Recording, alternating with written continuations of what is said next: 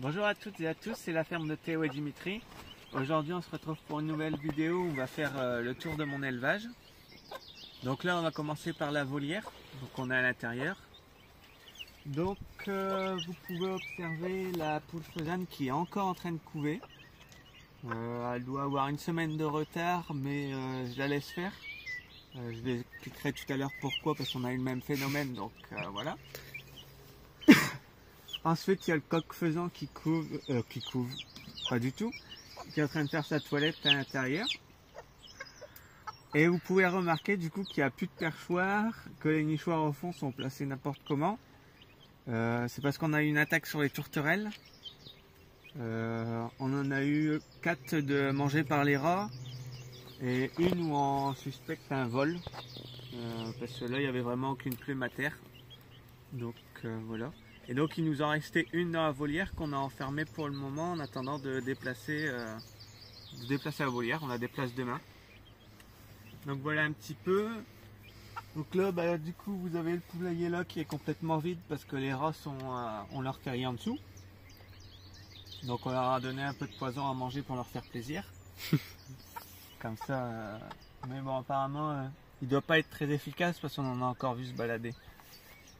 Donc voilà, donc on va tout déplacer, comme ça évitera qu'on ait des rangs. On va les déplacer à 1 ou 2 mètres, histoire qu'il n'y ait plus de cachette.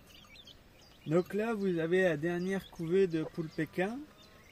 Donc normalement vous avez dû la voir, si je ne dis pas de bêtises, en train de couver dans une vidéo. Je suis plus sûr. Je sais plus, il y en a, ils couvaient tous en même temps. Hein. Alors du coup elle a couvé 8 œufs, il y en avait 7 de bons. J'en ai eu 2 de morts à l'éclosion. Mais alors là je sais pas du tout pourquoi. Après ils avaient du mal à percer, donc on pense à un manque d'humidité, parce que c'était dans la période où il faisait super chaud. Ensuite j'en ai eu un qui est mort là il y a 2 jours. Il n'arrivait plus à respirer, je sais pas pourquoi non plus. Et donc il reste 4 petits qui sont là à l'intérieur. Donc elle s'en occupe bien. Après là nous on l'a laissé sortir, mais après elle va retourner à l'intérieur. Donc c'est pas des purs coloris, hein, parce que le père il était pas pur coloris.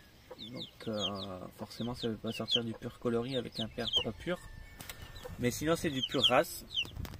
Donc vous avez les 2 noirs et blancs, ça sera des noirs cailloutés comme la mer.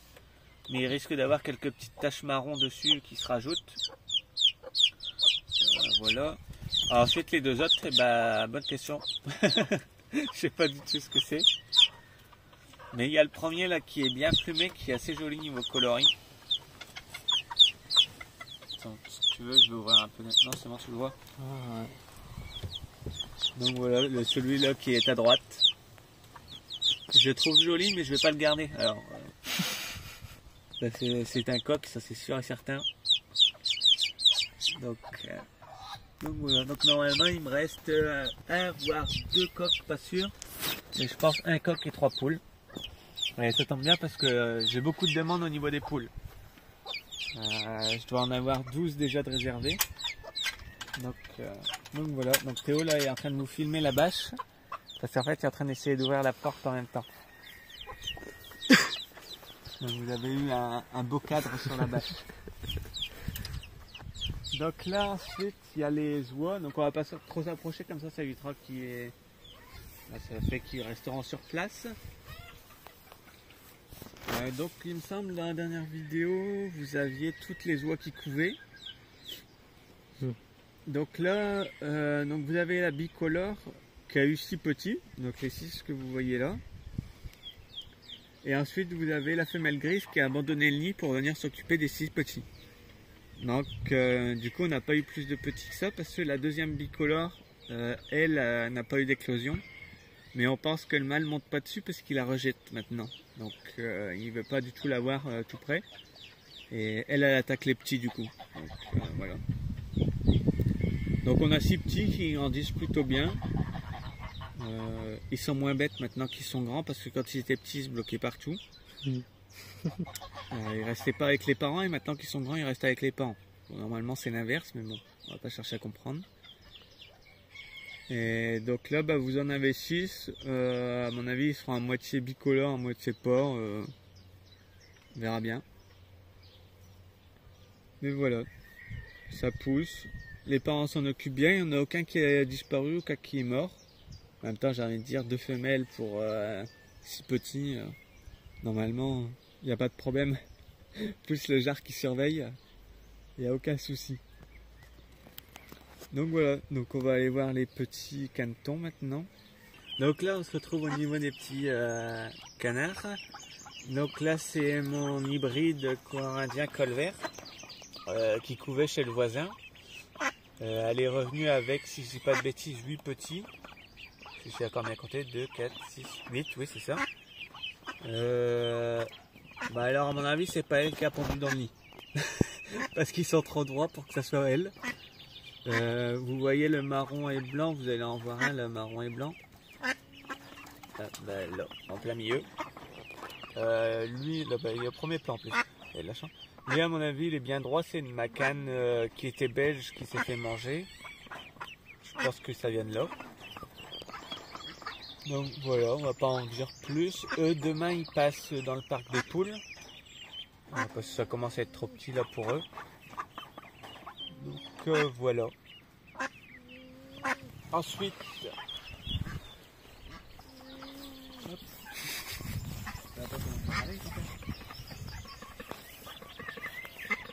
Donc là, vous avez ma canne noire et blanche qui a couvé donc sous le coquillage qui est juste là. Elle a eu 2 semaines de retard dans l'éclosion, ce qui est énorme. Il y en a peut-être qui me diront que tu t'es peut-être trompé de date, mais non, pas du tout parce que je les note tout de suite. donc j'étais sûr. Et elle a eu 2 semaines de retard, elle couvait 20 œufs, donc du coup elle en a 8. J'ai envie de dire avec 2 semaines de retard c'est déjà très bien. Elle en aurait sorti 2 en plus et elle avait 50% d'éclosion, donc avec 2 semaines de retard c'est largement bien. Donc dedans vous avez 3 petits noirs qui viennent d'elle, donc eux ils restent pas, ils vont être vendus à la bourse. Et ensuite, si j'ai pas de bêtises, il y en a 5 marrons, donc eux je vais les garder, j'attends qu'ils grandissent pour garder une femelle. Pour remplacer la mère qui est morte, parce que eux ils viennent certainement, même sûrement, ma canne qui était belge.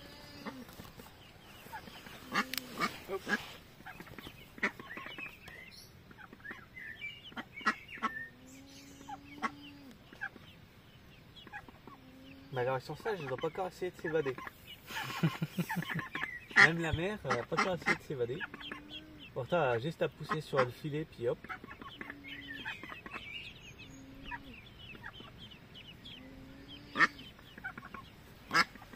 Ils tiennent bien droit quand même. Et toi, celui qui est... on voit plus. Tu le caches là, madame? Ouais. Le petit là. Ouais. Là qui est en milieu des noirs là. Bah ouais, mais elle va nous le cacher chaque fois. Là, il est dans le coin. Ouais, voilà lui. Si c'est une femelle, je le garde parce que j'aime bien son pattern de couleur, tu sais. Ouais. Sur sa tête, ça fait vraiment différent des autres. C'est vraiment joli. Donc ensuite, on va passer juste... Non, on va par ici d'abord. Ah ok, d'accord. Donc ensuite...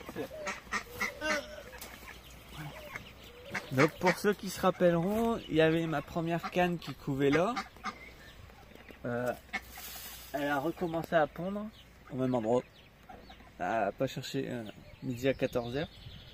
Et donc il y en a déjà 2, 4, 8, 6, 8. Voilà. Donc elle n'a pas pondu aujourd'hui. Donc normalement elle devrait couver. Ouais. Dès qu'elle sera à 12, ça va recouver. En sachant qu'elle en avait déjà pondu 6 dans le parc des poules. Mais c'était pas fécondé parce qu'il n'y avait pas de mâle. Donc là, on est au niveau des tourterelles. Donc c'était pas ceux qui étaient dans la volière, ceux-là étaient déjà là. Donc vous avez le couple qui est en haut dans le nid. J'ai pas eu le temps de nettoyer, qui sont déjà en train de recommencer. Tu veux peut-être que je sorte la femelle pour voir le mâle? Bon. Non? C'est tranquille. Donc vous avez la femelle qui est blanche et le mâle, en ayant regardé un petit peu sur internet, ça serait orangé. Je répète, je ne suis pas un pro des tourterelles. Et en bas, vous avez le petit. Il y a la petite chambre. Hop. Donc voilà comme quoi la génétique est très bien faite. Une femelle blanche avec un mâle orangé, ça vous sort un gris. Voilà. Je voulais un blanc. J'ai tout l'inverse. Donc, Tu mettrais 2 blancs ensemble, il te sortirait un noir. bah, regarde mon mâle orangé que j'avais avec ma femelle beige, ils m'ont sorti 2 blancs.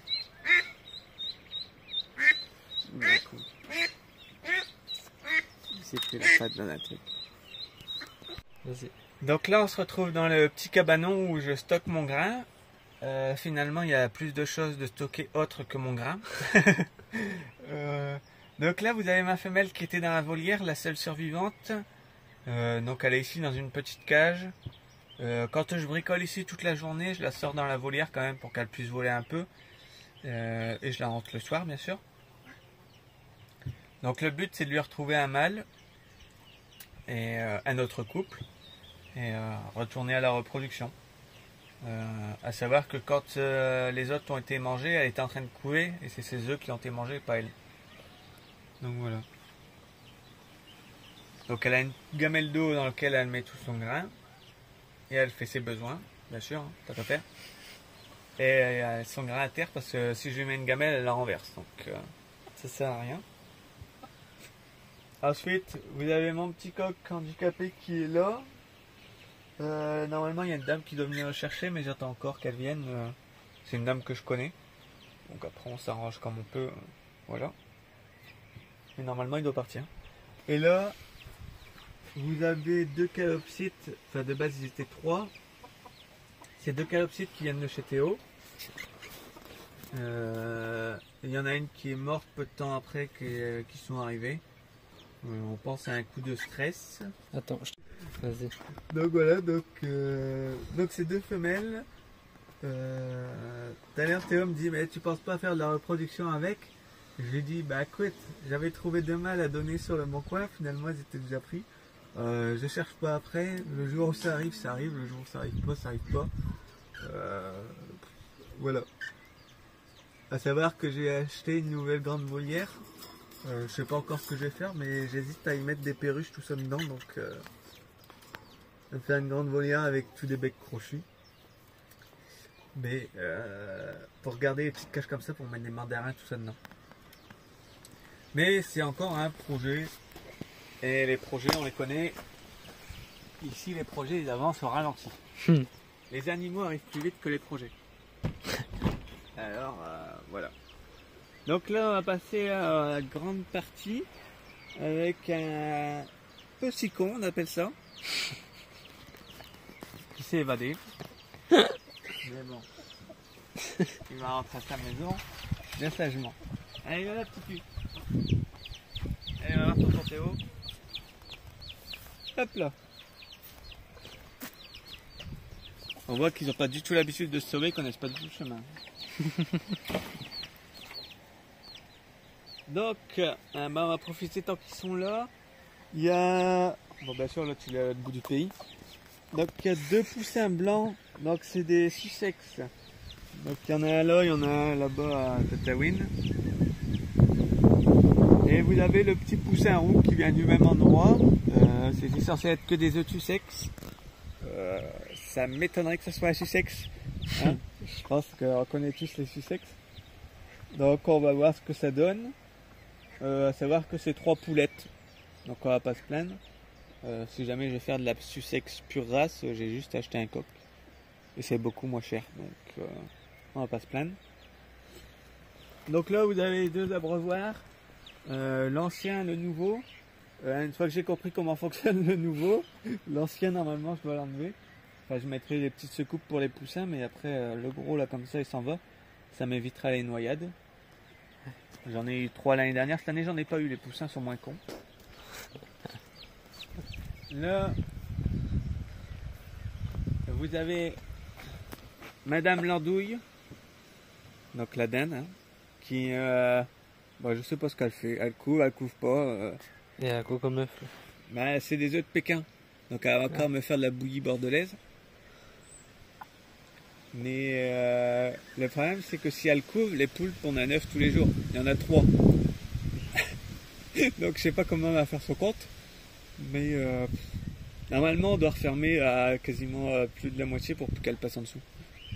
Et pour qu'elle elle va dans le grand truc à côté. Mais très concrètement elle me casse les pieds.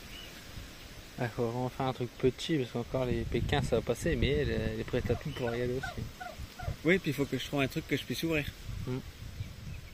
Parce que tu vois, si j'ai plusieurs PK qui couvent, elles vont toutes couver ensemble, mais si je les sépare, après, elles retournent chacun dans leur truc. Elles sont bien éduquées, mes PK. Mais la dinde, bah, pas du tout. Elle n'est pas bien éduquée, cette dinde. Donc, voilà. En plus, elle a des gosses, mais elle s'en est occupée 3 semaines. Elle a dit, c'est bien, je vais faire autre chose. Ah, c'est parce que les dindonos, c'est 2-3 semaines et après c'est fini. Ouais, tu vois, elle les appelle quand même. Ne casse pas un œuf, hein. Enfin, j'ai cassé une dizaine. Alors, au revoir, à demain. Et voilà, elle va revenir dans 3 heures recouvée. Donc, bon, on va chercher à comprendre, on cherche plus. Donc, vous pouvez voir avec, il y a les 2 petits canetons. De base, on en avait eu 10. Mais alors, ils se sauvaient, mais alors, concrètement, partout. On en a retrouvé avec l'alpaga. On en a retrouvé tout en haut, quasiment avec le poney. Donc voilà. Donc c'est pour ça qu'il ne reste plus que 2. Je pense que les éperviers, les corbeaux, tout ça se sont fait plaisir. Mais là, ils ne se sauvent plus. Apparemment, on a réussi à boucher tous les trous. Donc on va dire, peut-être mission gagnée. Jusqu'au jour où... Oui, jusqu'au jour où ils vont en retrouver un autre. Mais non, il commence à être trop gros pour passer maintenant. Donc là, vous avez ma deuxième dinde, l'handicapée, si les gens se rappellent dans les autres vidéos. Elle était enfermée dans le petit cabanon avec le coq handicapé. Elle a réussi à se sauver 3 fois. Au bout de la 3e fois, je lui ai dit, bah écoute, retourne dehors, on verra bien comment ça va. Elle fait une sale tête, mais apparemment ça va, puisqu'elle marche. Avant, elle marchait pas du tout, alors.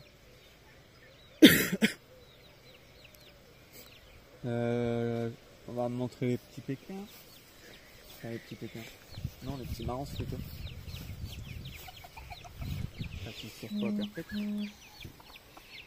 Donc là, vous avez la tribu de Pékin.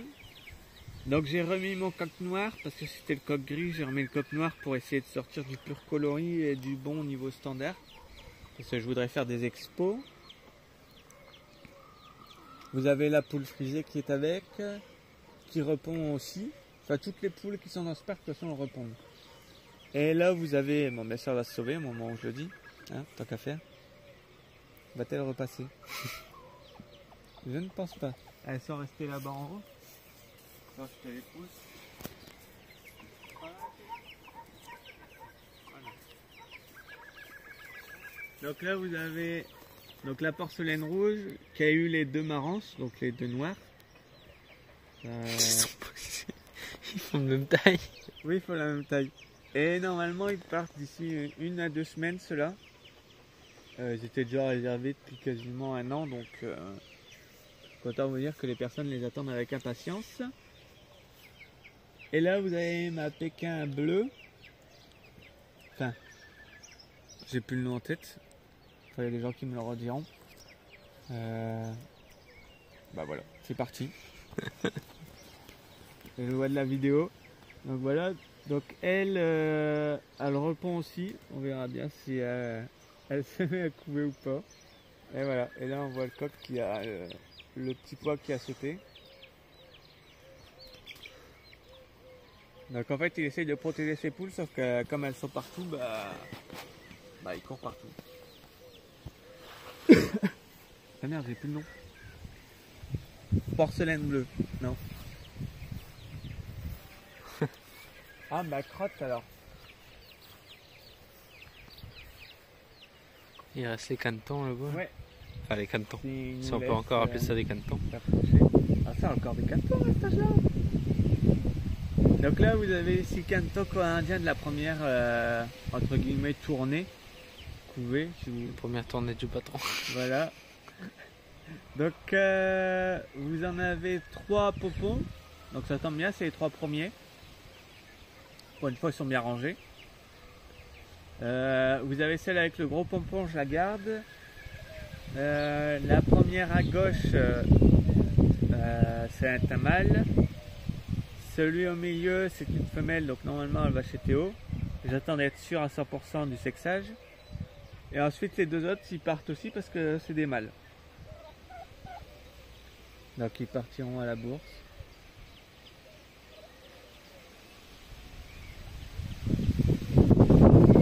Ils ont vu la dinde. Ouais. Ils se sont dit on va pas là-bas.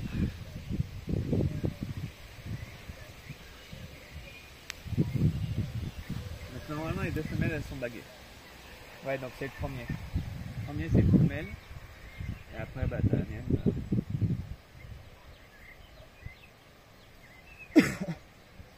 Mais là en ce moment je fais que de les attraper pour être sûr au niveau sexage, alors du coup ils ont compris le truc. Dès que je m'approche ils essayent de se sauver. On donne des nouvelles des lapins? Allez. Alors vous pouvez remarquer, vous regarderez toutes les vidéos qu'on fait ici, à chaque fois il fait moche. Hein. Non, Si. les premières il fait super beau. Ah ouais? Ouais. Je me rappelle à chaque fois il fait moche.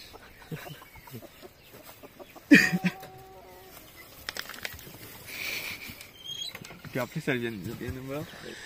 Alors. Alors les filles. Ouais bah pousse-la ta copine.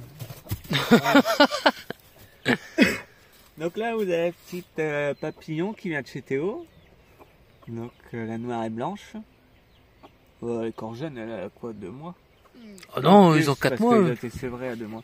Ah ouais, ils ont 4 mois là. Donc ils ont 4 mois. Enfin 3 mois et demi. On va dire. Donc voilà. Elle est hyper sociable. Et vous avez l'autre. Hop. Et la rousse. Qui est pas hyper sociable. C'est l'inverse. Donc la rousse, j'ai essayé de la mettre au mâle pendant une après-midi, mais apparemment ça n'a pas fait grand-chose. Au début, le mâle essayait de monter dessus, mais il n'y arrivait pas. Enfin, il arrivait à monter dessus, mais elle ne sait pas faire. Et après, quand je suis revenu, ils étaient tous les 2 couchés chacun d'un côté. Et puis voilà. Donc on verra bien, je vais essayer de la remettre ce week-end. C'était le week-end dernier. Et on verra bien si elle accepte ou pas. Puis après, on verra bien s'il y a des petits ou pas. Bon après il a peut-être réussi quand même, regarde la mienne. Bah, c'est pour Je ça que pensais je l'avais qu'elle avait pas remettre une réussi. semaine après, puis je vais voir.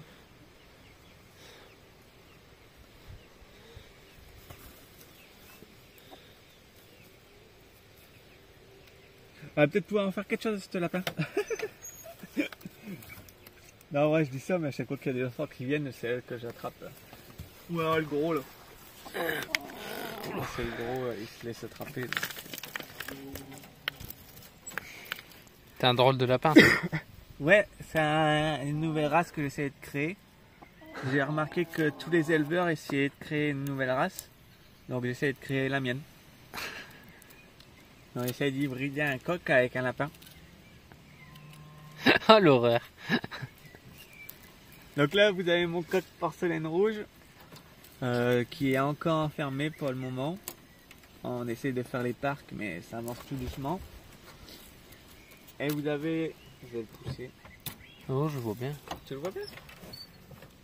Tu le vois encore? Tu le verras mieux. Donc vous avez mon gros lapin blanc de Bousca. Donc c'est lui le mâle. Normalement il est bon parce que l'ancienne femelle que j'avais eue, il avait fait des petits avec. Donc voilà. Donc je pense que ça sera tout. On vous remercie d'avoir regardé la vidéo. N'hésitez pas à vous abonner parce que vous êtes beaucoup à regarder et à pas vous abonner. Hein, je vais le dire tout de suite, comme ça moi ça sera fait. À liker, à la partager, à nous suivre sur nos réseaux sociaux, donc Facebook, Instagram, TikTok, si je suis bon. Et on vous dit à la prochaine. Salut!